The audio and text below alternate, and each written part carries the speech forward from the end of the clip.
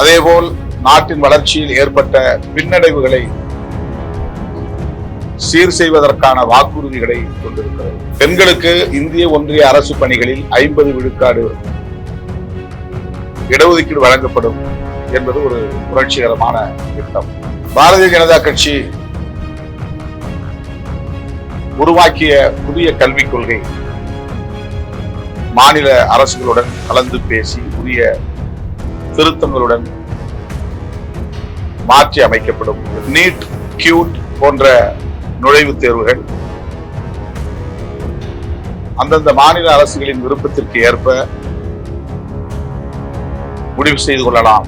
10% நலிந்த பிரிவினருக்கான இடஒதுக்கீட்டில் முன்னேறிய வகுப்பினர் மட்டுமின்றி அனைத்து தரப்பை சார்ந்த பொருளாதாரத்தில் நலிவடைந்த மக்கள் பயன்பெறும் வகையில் சட்டம் மாற்றி அமைக்கப்படும். பாரதிய ஜனதா கட்சியை சார்ந்தவர்கள் மீது பல்வேறு குற்ற வழக்குகள் இருந்தன. அதிகாரத்தை பயன்படுத்தி அந்த வழக்குகள் தள்ளுபடி செய்யப்பட்டிருக்கின்றன.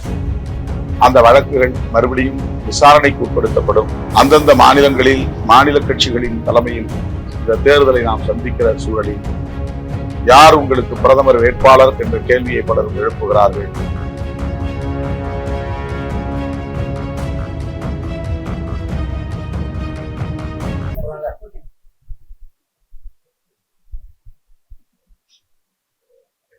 அகில இந்திய காங்கிரஸ் கமிட்டி நாடாளுமன்ற தேர்தலுக்கான தேர்தல் அறிக்கையை வெளியிட்டிருக்கிறது. 5 நீதி, 25 வாக்குறுதிகள் என்று இந்த தேர்தல் அறிக்கை தயாரிக்கப்பட்டுள்ளது. புரட்சிகரமான பல திட்டங்களை, வாக்குறுதிகளை இந்த தேர்தல் அறிக்கை வழங்கியுள்ளது. கடந்த 10 ஆண்டு காலத்தில் பாரதிய ஜனதா அரசால் இந்த நாட்டுக்கும் மக்களுக்கும் ஏற்பட்ட பாதிப்புகளில் இருந்து மக்களையும் நாட்டையும் மீட்பதற்கு ஏதுவான ஒரு அறிக்கையாக உள்ளது. அதேபோல் நாட்டின் வளர்ச்சியில் ஏற்பட்ட பின்னடைவுகளை சீர் செய்வதற்கான வாக்குறுதிகளை கொண்டிருக்கிறது. மாநில உரிமைகளை பாதுகாக்கக்கூடிய அறிக்கையாகவும் இந்த அறிக்கை அமைந்திருப்பது மிகுந்த மகிழ்ச்சியை அளிக்கிறது. பெண்களுக்கு இந்திய ஒன்றிய அரசு பணிகளில் 50 விழுக்காடு இடஒதுக்கீடு வழங்கப்படும் என்பது ஒரு புரட்சிகரமான திட்டம். இடஒதுக்கீட்டு நடைமுறையில் ஏற்கனவே உச்சநீதிமன்றம் வரையறுத்திருக்கிற 50% உச்ச வரம்பு தளர்த்தப்படும், அது நீக்கப்படும் என்பதும் விளிம்புநிலை மக்களுக்கான இடஒதுக்கீட்டு உரிமையை பாதுகாப்பதாக உள்ளது. பாரதிய ஜனதா கட்சி உருவாக்கிய புதிய கல்விக் கொள்கை மாநில அரசுகளுடன் கலந்து பேசி உரிய திருத்தங்களுடன் மாற்றி அமைக்கப்படும் என்கிற வாக்குறுதி போற்றுதலுக்குரியது. நீட், கியூட் போன்ற நுழைவுத் தேர்வுகள் அந்தந்த மாநில அரசுகளின் விருப்பத்திற்கு ஏற்ப முடிவு செய்து கொள்ளலாம் என்று மாநில அரசுகளுக்கான உரிமையை வழங்குகிற அறிக்கையாக இந்த தேர்தல் அறிக்கை அமைந்திருக்கிறது. பொதுப்பட்டியலில் உள்ள பல்வேறு அதிகாரங்களை இந்திய ஒன்றிய அரசு கடந்த காலங்களில் மாநில அரசுகளை கலந்தாலோசிக்காமலேயே பயன்படுத்தி வந்த நிலையில் தற்போது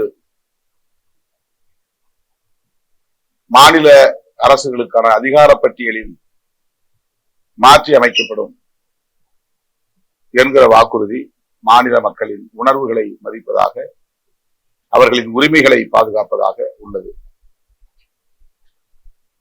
10% நலிந்த பிரிவினருக்கான இடஒதுக்கீட்டில் முன்னேறிய வகுப்பினர் மட்டுமின்றி அனைத்து தரப்பை சார்ந்த பொருளாதாரத்தில் நலிவடைந்த மக்கள் பயன்பெறும் வகையில் சட்டம் மாற்றி அமைக்கப்படும்.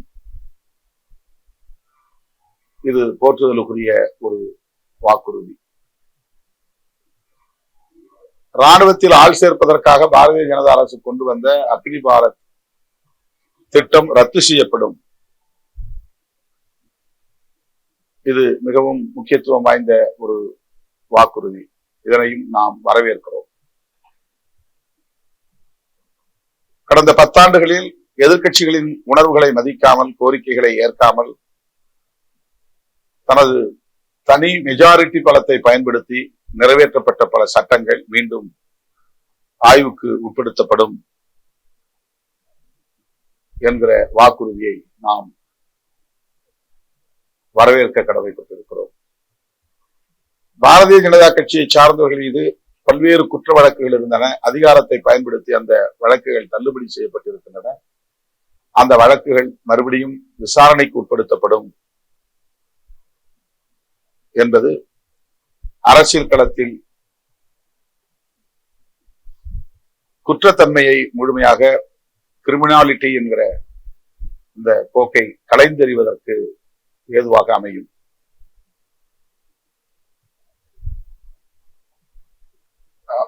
மௌலானா ஆசாத் அவர்களின் பெயரிலான கல்வி உதவித்தொகை சிறுபான்மை சமூகத்தினருக்கு கிடைக்க வழிவகை செய்யப்படும். பெண்களுக்கு ஆண்டுக்கு 1 லட்சம் ரூபாய் நலிந்த குடும்பத்தை சார்ந்த பெண்களுக்கு வழங்கப்படும் என்கிற உறுதி. இப்படி எண்ணற்ற பல வாக்குறுதிகளை, 25 வாக்குறுதிகளும் சமூக நீதியை அடிப்படையாக கொண்டு முன்வைக்கப்பட்டிருக்கிற வாக்குறுதிகள், நடைமுறைக்கு சாத்தியமான வாக்குறுதிகள், பாதிக்கப்பட்ட மக்களின் உரிமைகளை பாதுகாப்பதற்கான வாக்குறுதிகள். இந்த தேர்தல் அறிக்கை அகில இந்திய அளவில் மிகப்பெரிய தாக்கத்தை ஏற்படுத்தும். இதுவே இந்த தேர்தல் பிரச்சாரத்திற்கான நாயகனாக, ஹீரோ ஆஃப் தி எலெக்ஷன் என்று நாம் சொல்லுவோமே, அப்படி இந்த தேர்தலுக்கான நாயகத்துவத்தை பெறும் ஒரு அறிக்கையாக இது அமைந்திருக்கிறது.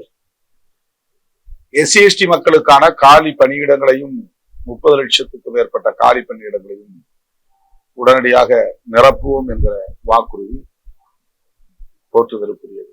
எனவே இந்த தேர்தல் அறிக்கையை விடுதலை சிறுத்தைகள் கட்சி மனப்பூர்வமாக வரவேற்று பாராட்டுகிறது. இது இந்தியா கூட்டணிக்கு மேலும் வலு சேர்ப்பதாக அமையும். அந்தந்த மாநிலங்களில் மாநில கட்சிகளின் தலைமையில் இந்த தேர்தலை நாம் சந்திக்கிற சூழலில் யார் உங்களுக்கு பிரதமர் வேட்பாளர் என்ற கேள்வியை பலரும் எழுப்புகிறார்கள். காங்கிரஸ் கட்சியின் தேர்தல் அறிக்கைதான் இந்தியா கூட்டணியின் பிரதமர் வேட்பாளர் என்று சொல்லத்தக்க வகையிலே அமைந்திருக்கிறது. இதனை வரவேற்று பாராட்டுகிறோம். அகில இந்திய அளவில் இது பெரும் தாக்கத்தை ஏற்படுத்தும் என்று நம்புகிறோம். இதுபோன்ற செய்திகளை மேலும் தெரிந்து கொள்ள எங்களது யூடியூப், Facebook மற்றும் Twitter ஆப்களை சப்ஸ்கிரைப் செய்யவும்.